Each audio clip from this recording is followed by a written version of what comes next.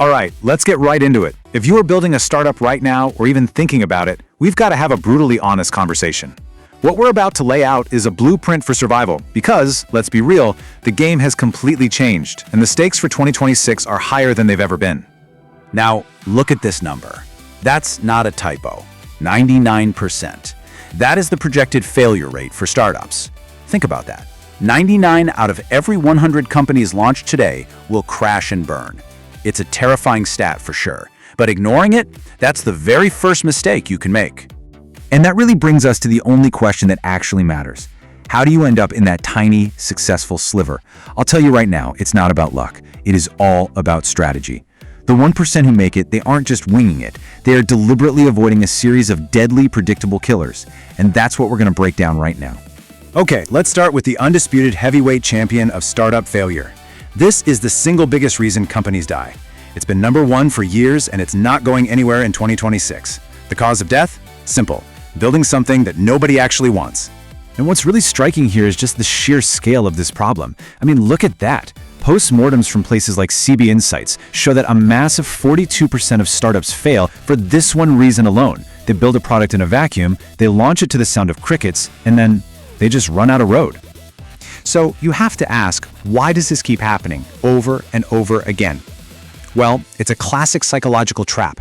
Founders fall in love with their solution, their amazing tech, their beautiful design, instead of obsessing over a customer's painful, expensive problem.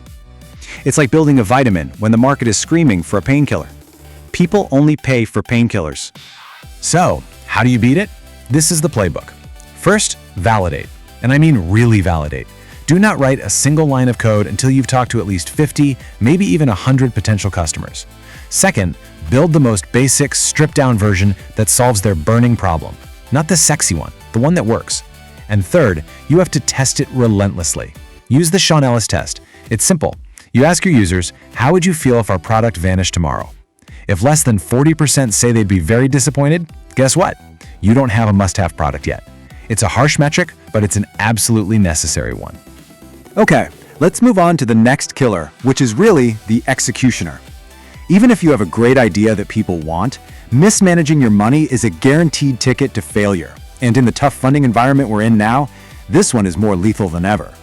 This chart shows that running out of cash is the final nail in the coffin for nearly a third of all startups. But here's the kicker. For companies that take venture capital, that number can just skyrocket. Why? Because they get a bunch of funding based on hype, they start spending like it's 2021 all over again, and then, suddenly, the music stops. And this right here is the mindset shift that is so critical. The 1% who survive, they treat every single dollar like it's their last breath of oxygen. You can't waste it. They avoid that trap of hiring too fast or spending big on marketing before they've even proven the product works. The one word that sums it up: discipline. So here's your financial survival guide. First, stay lean. Bootstrap or raise just a little bit of money until you have actual paying customers. Second, you have to obsess over your unit economics. You have to know your numbers cold, especially that ratio of lifetime value to customer acquisition cost. The rule of thumb is simple. Are you earning at least 3 times more from a customer than it cost you to get them? If not, you've got a serious leak in the boat. Third, track your cash runway religiously, every single month. And finally, and this is so important, only raise money when your traction makes you look inevitable, not when you're desperate for a lifeline. All right, the next 2 killers are really deeply connected. You can have a great idea and you can have enough cash, but if your internal team is weak, I guarantee you're going to get crushed by your external competition. Let's break down exactly how this works. Think of this as 2 sides of the same coin. On one side, having the wrong team accounts for 23% of failures. We're talking founder infighting, major skill gaps, burnout. Now, that internal weakness directly leads to the problem on the other side, getting outcompeted, which kills another 19%.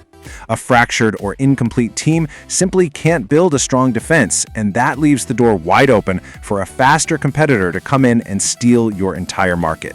So how do you fix this? You need a team with complementary skills. You need someone who builds, someone who sells, and someone who operates. You have to be absolutely ruthless about talent, which means hiring slow and firing fast. And strategically, you have to build a defensible moat, something that can't be easily copied. The best way to do that early on?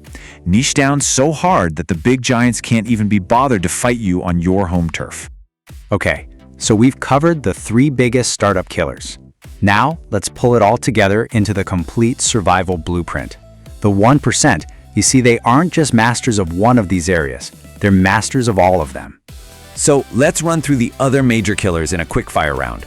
First, pricing issues. They sink 18% of startups. You either charge too little to survive or too much to sell. Next, poor marketing gets 14%. Look, building in secret is a death wish. You have to build your audience from day one. And finally, bad timing is fatal for 13%. Being too early is exactly the same as being wrong. The lesson here? It is so much easier to ride an existing wave of change than it is to try and create one from scratch. So when you boil it all down, what does it come to? It's really about a specific mindset. The founders who join that 1% club are absolutely obsessed with solving a real customer problem. They are fanatically disciplined with their cash, and they execute without ego, meaning they're ready to pivot or even kill an idea the second the data tells them it's wrong. And that brings us to you. As you look at this list of startup killers, no market need, burning through cash, the wrong team, getting outcompeted, I want you to ask yourself one question, honestly. Which one is your biggest blind spot right now? Because just identifying it, that's the first and most critical step to surviving.